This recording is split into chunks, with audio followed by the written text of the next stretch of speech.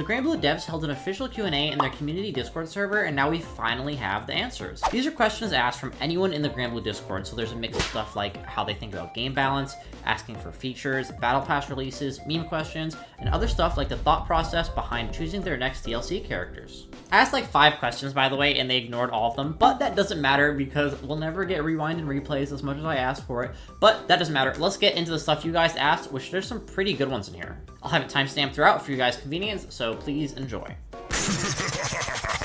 Bible Black asks, even since the very beginning, there have been some very unique choices for the game's roster. What kind of criteria do you guys consider when you're deciding on what character to include? The answer is, the previous game took into account the popularity and significance of the characters in Granblue Fantasy, as well as the balance of their battle styles. We always agonize over which characters to add, but starting with gbvsr, Rising, we have been placing more emphasis on the popularity of the characters in the original mobile game. So this is cool. I can see how with like the DLC and then the roster we have, there's like a mix of diverse playstyles, as well as choosing characters that they know are just gonna be bangers popularity-wise, so this is pretty cool. Next question is from Tornworth. How do you go about deciding which characters are going to become DLC? Is it mainly popularity, or are there other factors involved? The answer is, while popularity in the original mobile game is one criterion, we also try to include a rich variety of battle styles and personalities in each season pass of 5 to 6 characters. Yeah, so this is just affirmation of what we just heard, which is they choose characters based on popularity as well as diverse playstyles. And I guess here also personality too. Blue Crew asks, what determines who gets battle pass costumes? The answer is, costumes are created under a lot of constraints. There may be a lot of outfits from the original game, but we're limited in what we can reproduce. When determining lineups, we first have to think about how close we can even get to the original look. Then we ask questions like, which costumes will have the most impact when they appear in Rising, and which are the most likely to excite mains of the character. As for Beelzebub, since he's from the original Versus, we also designed his costume from scratch. I'm gonna be honest, I feel like the choices for skins have been like kind of random, going from the skin that they choose, even to just the character that they pick, but you know, we'll just leave that at their answer, that's fine. Proteus asks, what was the intention behind making Vane shield or his 5U? Or what is the intended use of these moves? The answer is, Vane is a character designed to showcase his strengths with a single action. While he has superior reach, his moves are quite slow to execute. So One For All is designed to give Vane space control while initiating counterattacks. Breakthrough 5U shares a similar concept. It functions as a sort of super armor, allowing Vane to strike back even as he's receiving damage.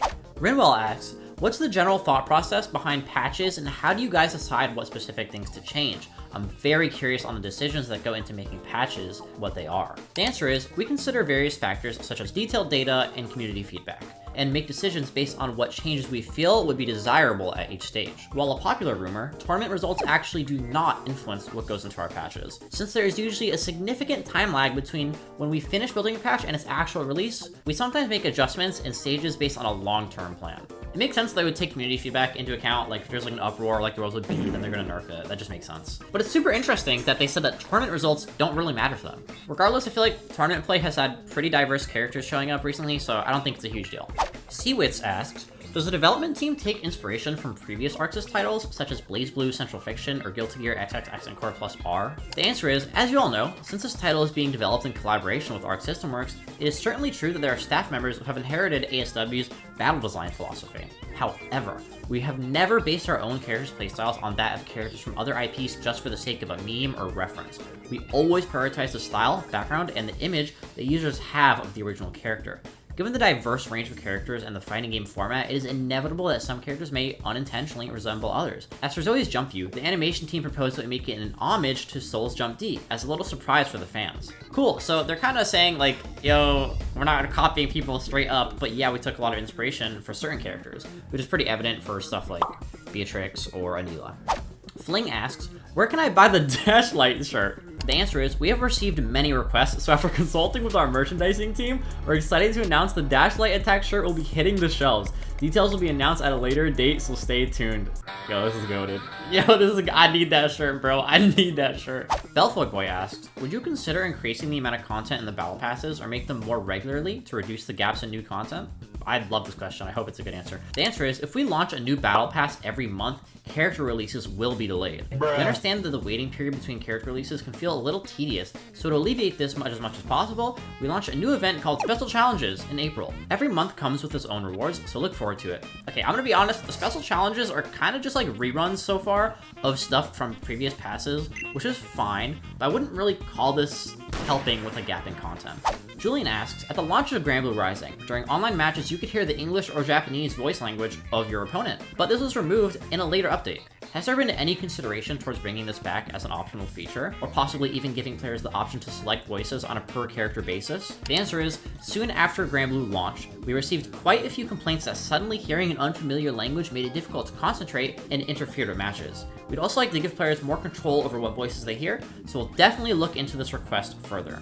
Akona2 asks, some of the previous Battle Pass items such as trophies, stickers, and badges were not added back into the shop. Will they ever be available again? The answer is, there were technical limitations that prevented us from adding trophies and badges to the in-game shop, but starting in June, they're now available as special challenge rewards. Sovereign asks, also, what was your reasoning for going with 2B as the first guest character for Rising? Will there be any other potential guest characters to join the cast, as the Granblue Fantasy Gacha has a ton of guest characters? The answer is, we have received numerous requests for guest characters since the original Versus. At that time, our focus was on further developing the characters in Granblue Fantasy. However, when planning the release of Rising, we decided to incorporate guest characters as a way to attract even more players to the game. There were various candidates, but we eventually decided on 2B because she looked natural standing alongside characters from Granblue, and because she is a beloved character by many RPG fans worldwide. And we had ties to Square Enix and side designation. This makes sense though, usually the connections that they have are a huge deal in what fighting game collabs actually end up coming out. Awesome asks, Anila outfit when? The answer is, let's all pray together at the Sheep Shrine.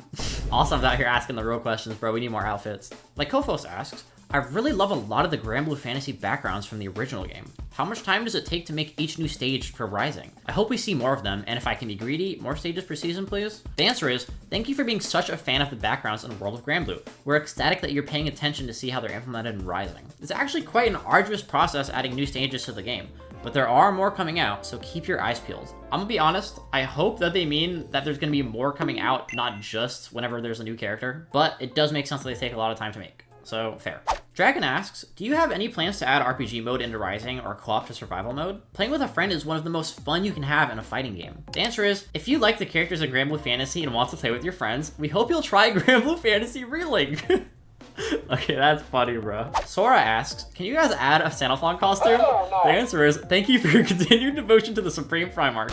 We can't make any promises at this stage. Please keep the requests coming. Sora, the homie, also asking some real questions. I'm gonna be honest, we're cucked, okay? The fact that Galleon and Sandy didn't get a skin or a Battle Pass skin right when they came out, we're screwed, guys. It's over. GG. I've already accepted my fate as a Sandy main. So yeah, that's all the questions. I really hope you guys found some that were interesting to you, because for me, I think hearing some of their thought process about stuff like Battle Pass release cadence or balance was pretty freaking cool. If you love Granblue content, please consider subscribing to the channel, and I hope you guys have a great time playing some Granblue. Peace.